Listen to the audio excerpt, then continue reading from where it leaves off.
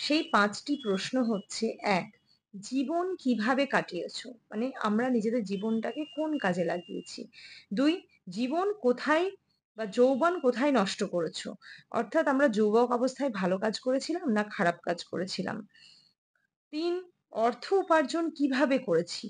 অর্থাৎ আমরা যে টাকা-পয়সা ইনকাম করেছি জীবনে সেটা হালাল ভাবে করেছি না হারাম ভাবে করেছি?